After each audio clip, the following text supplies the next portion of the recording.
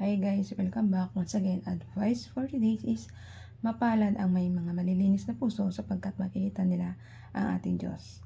Ang tatlong ating Diyos na nabubuhay dito sa ibabaw ng mundo at sa buong universe. Ito ang ating Diyos Ama, Diyos Anak at Diyos Espiritu Santo. Kapag malinis kasi ang puso mo, wala kang hinahagad ng puro kasamaan, puro kabutihan lang ng iyong kapwa ang iniisip mo, tsak na tsak, gagantipalaan ka ng ating Diyos Amang buhay, Diyos Anak at Diyos Espiritu Santo. Makikita mo sila doon sa kaharian ng Diyos Ama, ang ating Diyos Amang buhay na nasa langit at ang kanyang dakilang Diyos Anak na si Jesus Christ na ating tagapagligtas at ang Diyos Espiritu Santo na gumagabay sa atin sa araw-araw. So kapag malinis ang iyong puso at hindi ka naghahangad ng kasamaan sa kapwa-tao mo, tsak na tsak makikita mo sila doon sa kalangitan sa paraiso. So, gawin lang po natin yung mga dapat natin gawin. Maging makadiyos po tayo, magkaroon po tayo ng takot sa Diyos. Isipin lagi natin ang kapwa-tao natin na mapabuti ito. Sa pag-iisip pa lang, doon mo na makikita na hindi ka nag-i-intention na masama para sa kapwa mo. Kasi, inisip mo ng kabutihan ng kapwa mo. Ang pag-iisip, ang isip natin at puso natin, ito kasi yung sumasaklaw sa ating pagkatao. Pag gumagawa ka ng kabutihan, na babase natin Diyos Amang buhay o Diyos Anak na si Jesus Christ, ang puso natin kung malinis o madumi. Kumbaga, dito pa lang nasasalamin na ang puso natin at isip natin kung malinis o madumi. Kasi pag-iisip natin sa kapwa-tao natin ng kabutihan, ito nagdudulot na rin sa atin ng kaligtasan ng kaluluwa natin.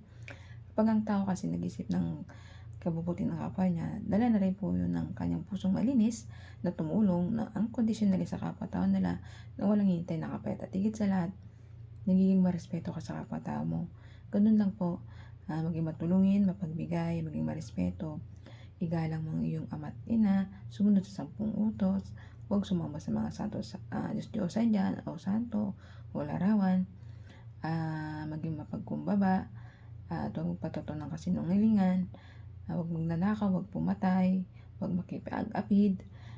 Lahat ng mga 10 utos, sundin po natin yun para maging mapabuti yung kaluluwa natin at maging mga madasalin ka para ating ipagdasal yung kaaway mo at patawarin sila.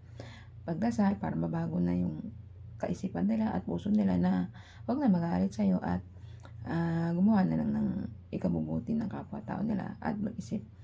At yung mga kaaway mo, patawarin mo kahit ayaw nilang tanggapin yung pagsasorry mo, di ang Diyos ang bahala sa kanila. Kaya ikaw, bilang isang mabuting tao at may malinis na puso, ituloy-tuloy mo na yung pagiging mabuting tao at malinis na puso.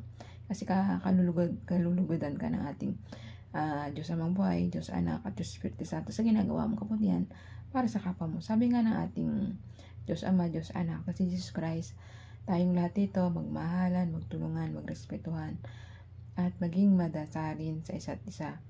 Kasi kapag pinapakita lang natin sa ating Diyos Anak na si Jesus Christ as Diyos Ama at Diyos Espiritu Santo ang pagiging malinis ang puso at pagiging mabuting tao. At sumusunod tayo sa 10 utos na pinapayag sa Bible. So kaya ikaw, habang maaga pa, magsisi ka na, magbago ka na, habang may oras pa, habang kaya pang baguhin ng pagpapatawad sa iyo ng ating Diyos Anak. Hinihintay lang naman tayo magbago na ating Diyos Anak na si Jesus Christ. Ikaw lang inihintay niya magbago. Kapag nagbabago ka, huwag mo nang babalikan yung mga nakaraan mo. Ituloy-tuloy mo lang pagiging pagbabago mo sa buhay. At saka maliligtas ang kaluluwa natin lahat. Kaluluwa mo. Kaya hanggang dito na lang po aking advice. Ingat po tayong lahat and God bless.